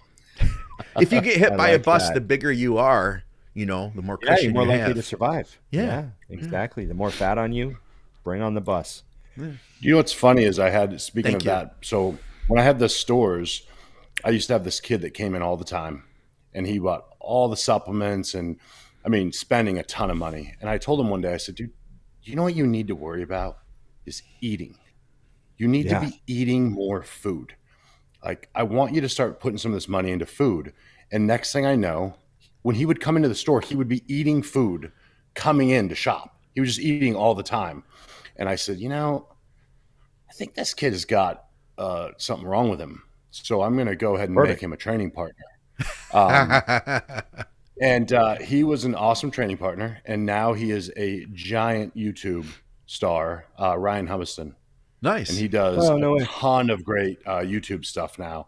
But he was my partner for years. And that was how we met, was getting him to throw away the idea, much like the drugs, of the supplements and all this stuff. And I'm like, if you're not eating enough, it doesn't matter. And he would come in with a chicken breast on a fork and walk in shopping. He got very, very big, and now he knows the ins and outs and everything. And if you guys are not following him, check out his YouTube. Ton of great information, and he's hysterical. So someone should watch for sure. Hey, See check this- out see the this mountain comment. get- I was gonna get down to it. Give me Yeah. a second here because I didn't want to skim over this one. I'm just picturing it now. I'm at school eating a pound of chicken, watching my favorite show on break, and then Love before it. we got to that last comment, I wanted to say at least Ron and Scott say Cabo right. Ron, I heard you say cab. How'd you say it? Cabo? Isn't it Cabo? It's Cabo. Yeah. Okay. Yeah. I thought I heard it What's a little the bit wrong different. way? I don't know. Yeah, this is wild. This is awesome. Keon and I just went to Cabo and are getting married there. Take a boat trip and snorkel, eat at Acre Resort, horseback riding, ride some quads. Sounds like they had fun. Sounds Oh, like a that's good time. awesome. Quads. She has quads. Yeah. For days. She's got quads, that's for sure. Yeah. Yeah, she's amazing. Everyone should be following her. She's great. Absolutely. That's When's the wedding? fantastic. Thanks for watching the show. Yeah. I picture what her we and need to know. I picture her and Keon just on the couch with their coffees, listening to us. You'd start your day. I want to see Ron. I would like to see Keon and her doing the snorkeling. I just want to imagine all of the people watching them, just walking Yeah. around. Being, Yeah. And does Keon float? Because I'll tell you what, when I was at my leanest, I sank. I had a very Yeah, hard I don't time think he floats snorkeling. well. I don't feel like Keon would do very good at floating for snorkeling. You know, it'd be a lot of we work. got to go underwater to snorkel, so that's perfect. Well, We don't wanna float. you're at the top. Snorkeling's that's scuba. You just go sink like a rock. Oh, gotcha, yeah, gotcha. yeah. Let's see, I'm reading What? here. Yeah. See, what side effects do you guys see from too high or too low of estrogen anecdotally? I would say The only thing. Oh, Go ahead. Go ahead. I was just gonna say the only thing I really noticed when I was taking like lots of tests, and I would sometimes like not use an AI, and then sometimes I'd just use a little bit of an AI. And the only thing I noticed was when I'd use a little bit of an AI, I felt like I had less water in my ankles. That was the only like immediate like estrogen related thing that I ever really noticed with like high test cycles and stuff like that. What about you, Scott? I was going to add that libido will start to go down if my estrogen gets too high, and libido will start to go down if my estrogen is like bottomed out, Too low. you know, Yeah. like super low. Yeah. So that's honestly too. I've run some pretty high estrogen before. Like I had estrogen on the range that goes to 40. I had estrogen that was at like 250. All right. And I didn't even know because like nothing was wrong. I just felt okay. I was in an off season. I'm like, whatever, you know, I just didn't feel like I needed an AI. And then I tested it and I was like, this is a little higher than I expected, but everything felt good, you know? So I could handle that. But that'd be the way I've been able to tell is I feel like for being on gear, libido should be a little higher than this right now. Better check my estrogen, you know, or prophylactically take a half a milligram of Arimidex and then everything's right with the world again. Yeah, it's amazing how effective that can be because I've been in exactly the same boat. I remember, you know, seeing my estrogen was like way above the top of normal. And I was like, oh, I'll just take like half a tab of Arimidex a week or something. And then the next time I'd get it checked, it would be like middle of the range. I'm like, wow. Yeah. Like a little bit of Arimidex goes a long way. Because I remember the days when we would take an Arimidex a day during prep for like the whole prep. Especially at the end. You just blast them in. I'm like, you know, wow, we must have had no estrogen at all. No, we then would there's those- hammer it years back. Yeah. And there's those guys too, like I still know them. They're like, oh yeah, 6 weeks out, I take a letrozole every day, Ooh. which would Sounds zero awful. you. Yeah. Yeah, Oh, yeah. that'd be awful. So I don't know how they feel. You Terrible. know? You do too know how they feel. They feel awful. Look, they're dry. Yeah. So So I'm, a good indicator is if you have an erection when you get up to pee at night. There you go. I'm fine then. I'm doing good. I'm doing good. You know what? The only thing I don't like about my current lifestyle is that I eat little enough that I'm kind of always in a deficit. So I pee 3 times a night, just Oh, like no contest kidding. prep. Really? Yep. That's how I live. I live my life with like 2 or 3 times a night I have to get up and piss. Right. And it's just because I don't eat carbs before bed. I just have a shake with protein and fiber in it, and I go to bed. And I just, so it's like one thing I want to look a certain way and be light, so I can't eat a lot. And that's going to keep me flushing. And that 2-3 times a night, man, I'm like, oh, fuck. It's like contest prepping forever, Yeah. And then Emily lays beside me for 8 hours straight, just coma. I don't know how she does it. What's this one here? There's one more, something about dieting, bulking.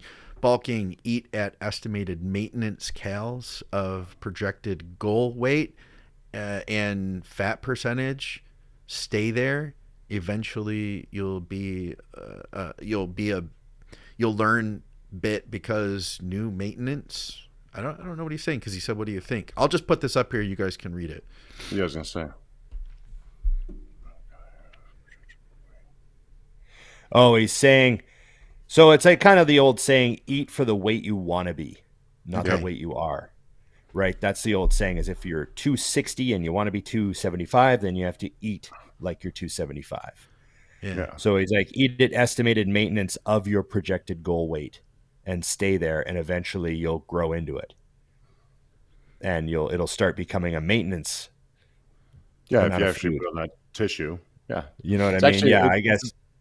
It's valid if your body fat is the only thing that gets a little scary for me with those, and I agree with that, is just the amount of people that are doing that at 17% body fat.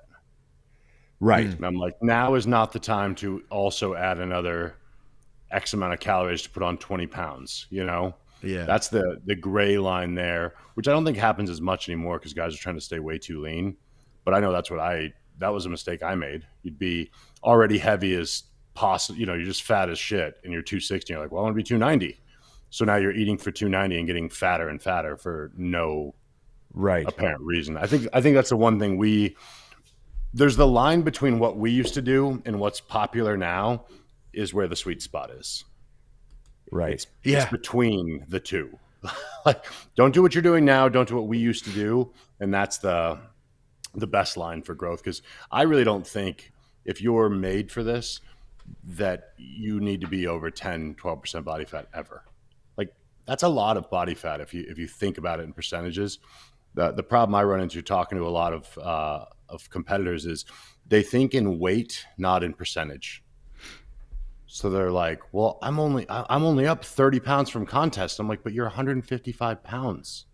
30 pounds is enormous. Yeah. How about this one here from Robert? Valid.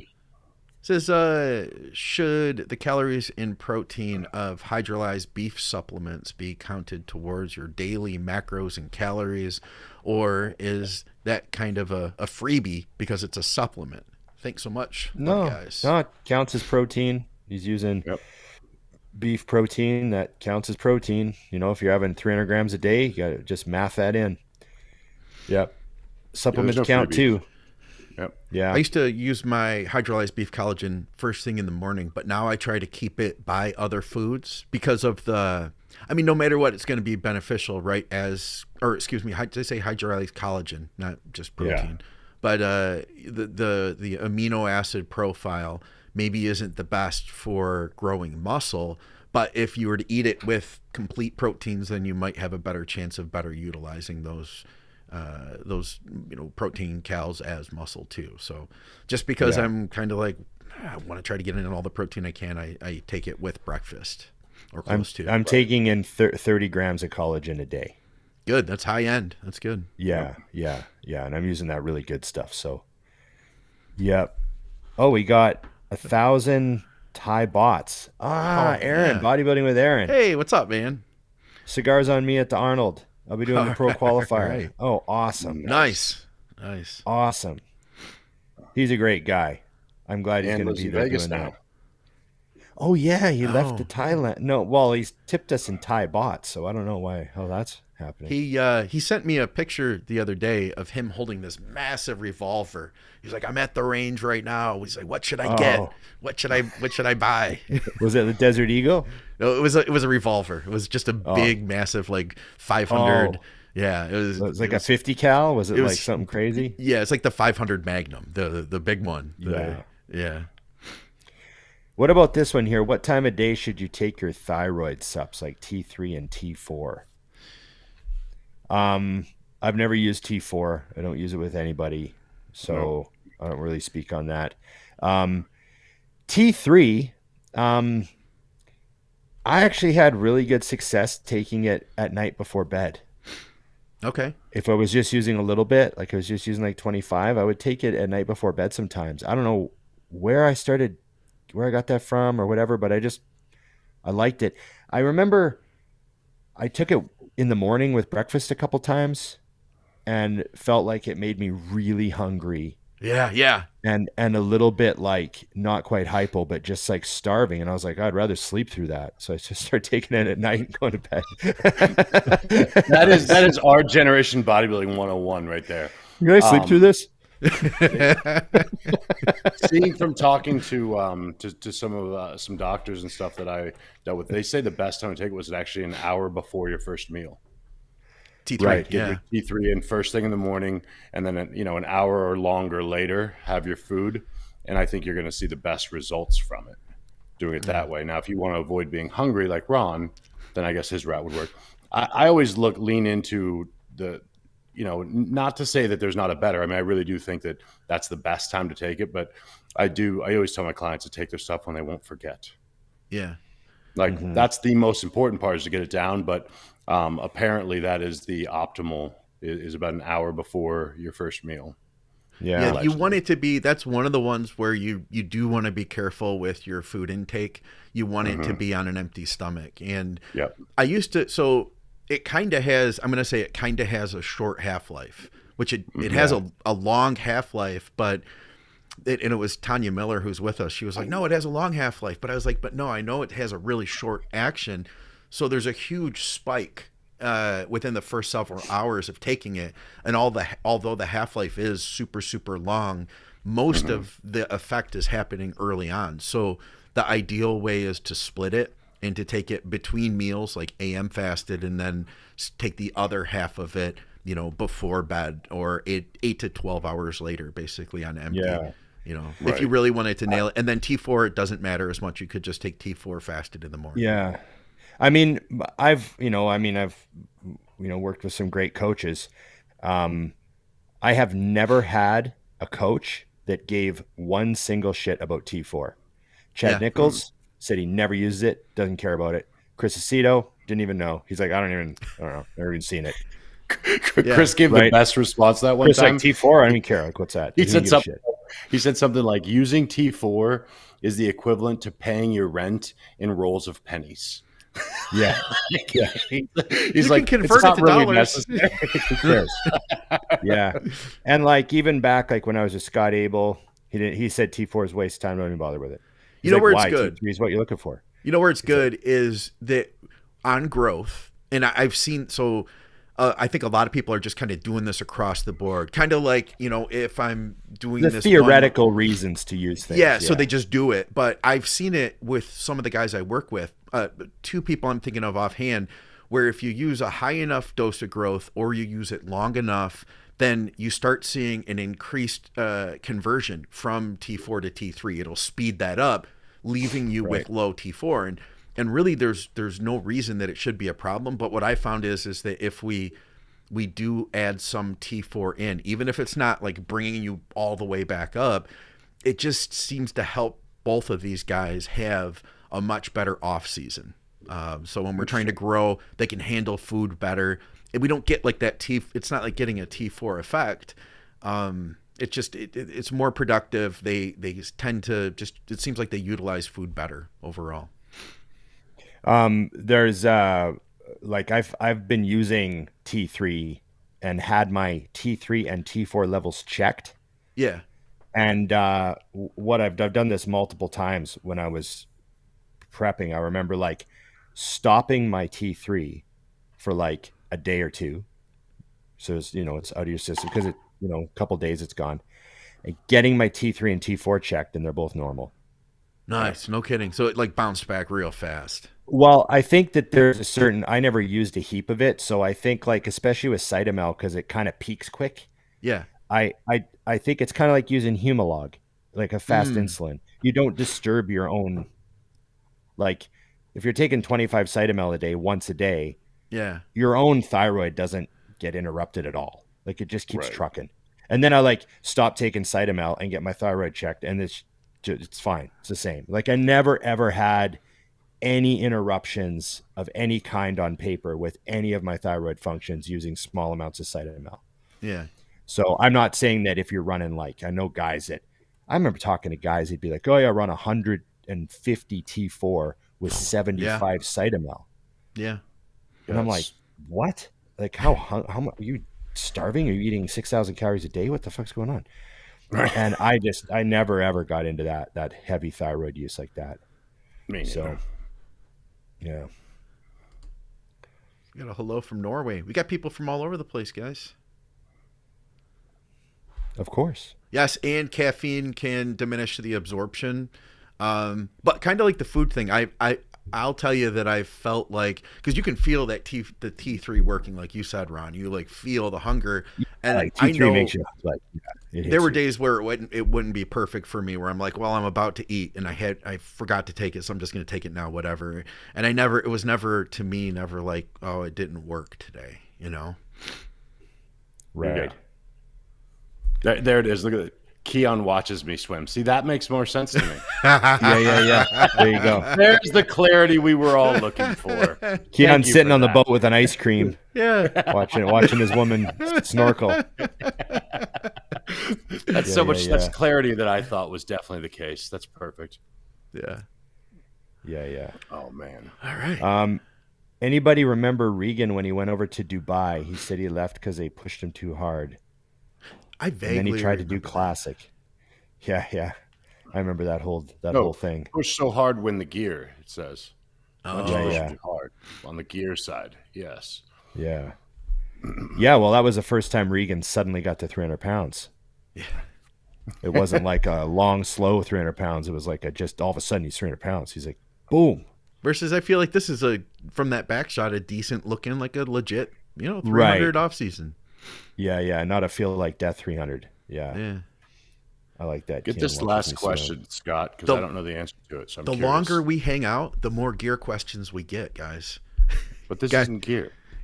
That's like any pro seminar back in the old days. Yeah. Okay, Dorian. You go to the seminar. How much trend, Dorian? Well, you'd go to the seminar and they'd answer all these questions. Yeah. And then the seminar would end. Yeah. And the buddies and the juice heads that are friends with the promoters would gather closer to the stage. Yeah. And the pro would lose, all the regular people, and the families and kids would leave. And the group would get smaller. And then it would get down to, okay, guys, so here's what I like the we're way you doing. did the And look then- over your shoulder, Yeah. And then you get the real seminars, like kind of in the back room. I know how it works. Yeah. All right. So Steven said, guys, I have a question. Been using MK677 this time around. Hunger gone. Ideas why it would change. Sleep like a baby if I take it at night. But tired in the day. Just feel tired, want to sleep. Huh. Well, I've never used MK677. I have read lots of stuff about how it does spike your GH. It does do what it says it does, but I know guys say they hold a lot of water on it. Apparently, I never used it. So what do you think is going on here, Scott? I don't know, but I'll tell him this. So I had experimented with it back in the day too, and I did get good quality sleep. It was the kind of sleep where when I woke up in the morning, I felt there was like a bird sitting on my shoulder chirping, like that really good, like, oh my God. Cartoon wake up. Yeah, exactly. Cartoon wake up There's sleep. a flute playing. Yeah, the sun's got a smile as it's coming up. But, I agree on the water thing. It's really intense. It's really intense, too, on our insulin sensitivity. So I found that it wrecks insulin sensitivity way faster than growth hormone does. And it's going to be like super dependent on the individual. So Scott Stevenson showed me some studies. We talked about it on an episode of Muscle Minds like 100 episodes ago, where they did a study and they took people's blood after 1 day on it and after 1 week on it. And there were individuals that showed a good response after 1 day and no improvement after 1 week. So there's some people in there that it's going to have a trail off effect, and it may be as early as 1 week for you. So I'd keep that in mind. To me, I'm just kind of frugal, so I don't want to spend my money on that when I'm thinking to myself, like, why don't I just get some, generic underground growth that's going to actually give me growth, Yeah,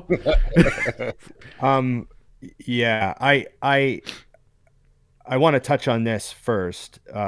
During this answer, it says now on the caffeine aspect, like many others, I've taken T3 with caffeine, without caffeine, and in between, and gotten just as lean. Yeah. So to summarize, just like growth, the best time to take it is when you take it. Like, Right. Yeah. So, and basically the lesson there is what we always say is like, like the one guy said, oh, caffeine interferes with absorption.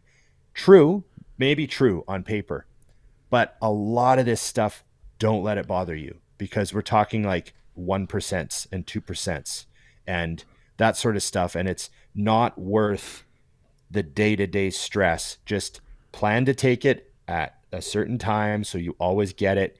If you happen to have because what we don't want is people like drinking a Diet Coke with their meal and then thinking, oh my God, I can't take my T3 now. Right. Yeah. No. Oh my take God, it. I can't take it. And now they have this, because there's people that do that, right? Don't do that. Don't worry about that stuff. There's so much stuff that we see on paper that is like, just doesn't really apply long-term over the course of a 4-month prep or whatever. That's all. Just want to throw that out there and remind everyone. Yeah. Don't let the minutia get in the way. I think that's a good message. Overall though, I don't know. I'd look at it as insulin sensitivity though. And check your fasted blood sugar and just see what that's doing to start. That would be my number one thing I'd want to look at with MK. I think that sometimes when we see, how we've had people say like, man, I've prepped before and gotten shredded, and then I prepped with GH and I thought my prep was harder. I've heard people say that. Like they had this, like they just feel like their condition didn't come like it was supposed to. They thought everything would be easier. Yeah. And I think that in those cases, they're dealing with water issues and insulin sensitivity issues. And some people have a harder time with those. Like you've heard people say, like we've all talked to people that were like, yeah, I thought I got ripped. Like when I used to do natty shows, I get peeled, and then I did shows on the gear and I had like water issues and stuff. And that's just part of that. Yes, sir. Yes, sir. I think that's about all we had here, Ron. Jackpot. Just take it. When in doubt, just take it. Yes. I agree. Sharp. There we go. Do we have anything left? I think that was good. We did it. I think that was it. I want to thank all these people. We got guys like Dane here that commented like multiple times through the entire thing. That's awesome. Yes. Love having people that stick around, and really good watch number. I thank you guys for sticking around like that. Yeah. Why did we go live today, Scott? Why is this an unusual show? Because you had a schedule change, right? Yeah, Dave Crossland is out of town. He went to Japan for 2 weeks. So thanks, Dave. So we were recording last week. We would have had a show ready, and then my house almost burnt down. Like for real. I'm recording and we're doing the show and we're live streaming, and Victoria pops her head in the door, and she's like looking at me and she's like, "Did you look at your phone?" I'm like, "No. What is it?" And so I look at the phone and she said, "There's smoke upstairs." I was like, "What?" So it's like, that's a text message, not a run down the stairs. That's a come and get me. In the future, come get me. That's not a text message. So I go upstairs. In the upstairs, like our living room, it's not bad, but there is what I would consider to be way more smoke than there should be in our house right now. As in any smoke. Right. And I'm looking around and like there's nothing on fire. And it looks like it's like, is it coming from the TV? Did the dog chew on a wire? And then I was like, start feeling the walls. I'm looking in the bedrooms and all that. And then I'm throwing my shoes on and I'm running outside. I'm like, I'm going to go outside and the whole house is on fire. We don't see it yet. Right. Something like that. Getting a show. Yeah, right. And then we still don't see it. We're feeling the walls and everything. And I was like, our attic is really hard to get into. So I was like, Tori, let's grab the ladder. Go pop your head in the attic. She climbs up there. Her up. Good call. Stick your head in there. And the whole time I'm like, should I be calling 911 right now? Right. Like, is this what I'm supposed to do at this minute? Right, Where's this happening? Is it waste everybody's friggin' time, have 3 fire trucks roll up, right? And yeah. So then I was like, the furnace. So I ran downstairs. I feel the furnace. It's so hot that when you touched it, if you left your hand, you could touch it for a second, but if you left your hand, you would burn yourself on it. So I was like, okay, it's the furnace, and I turn it off, and then I immediately call a furnace company, and they got somebody out here that day. And here's the deal. So 2 summers ago, the blower went out on my furnace, and I got it replaced. So the guy who replaced it put the wrong motor in. You're not supposed to put like a 3rd horsepower. It's not a choice. It's not like a car where we're going to decide to put a 350 in it. It's supposed to take. Then you got to change the rear end. Right. Yeah. You got to change. Yeah. You can't just throw a giant engine in. You got to change all the. Yeah. Okay. Yeah. So it was one of those deals. They put a motor in that was too small, and it was overheating because it was like 2 degrees or 1 degree outside. Yeah. And you got a real cold night finally, and it hit you. Yep. So finally after 2 years, So it was crazy though. It was a minute there. It was, What did the guy say? Like he said, like if you would have left it, like was it starting to catch on fire? Is that where the smoke was coming from? He said it was covered in oil. All the oil was coming out of it, and he's like it was dripping down, and it was doing damage to parts that were downstream of it. So it was causing issues. Thankfully, it looks like it's not going to be. I don't know whether it would happen. I'm just glad it wasn't like the middle of the night or something, Yeah. But so anyway, we got it fixed. $2,000 later or whatever. It's all done. Oh, it's 2,000. Right? Yeah. And now I have to get on this other place because they did the wrong thing. So I'm going to try to get a refund from them from 2 years ago now. So we'll see how that goes. Damn. And if not, I'll write them a nasty 1-star review, Ron. Yeah. 3-star. That's 2-star. Remember. 2-star even. You can go to 2-star. That's as low as you can Can't go. be 1. Everyone ignores the 1s. Yeah. 1s and 5s mean nothing. Ones are for crazy people. Yeah. Well, I think when they almost burn your house down, it's hard to give them a 2. Well, hey, listen. people like us will read it, and then you say, "I would have made a 1, but I wanted." This you to should read be a this." 1, but I want it to look realistic. Yeah. It's very. Key. It's very such key. a homeowner has such a sharp contrast to a condo owner. We're sitting around the other day. We just cooked food. We're sitting down about to watch an episode. We're playing our show, and the fire alarm goes off. Oh. And what do? Nothing. Just turn the volume up.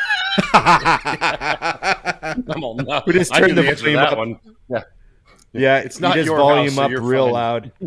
Yeah, and we know we got maybe 5-10 minutes of beeping, babe, babe. No, and it's just gonna go, and I'm just sitting there eating. We're watching our show, volume cranked, no interruptions. One dog barks, the other dog just kind of sits and stares. Yeah. And we just powered through the first 15 minutes of that episode, didn't miss a beat. And then, kind of look out the window to the street every couple minutes, eventually see some fire trucks pulling up. You're like, well, we'll see if they make an announcement, because sometimes they'll come over the intercom, right? And they'll be like, everything's all right, everybody. We just had a false alarm on the 5th floor, and then that's it. So you just wait for the announcement, but no one leaves their suite. Like, that's just too much hassle. It's some guy it's not a real fire. Burnt his dinner.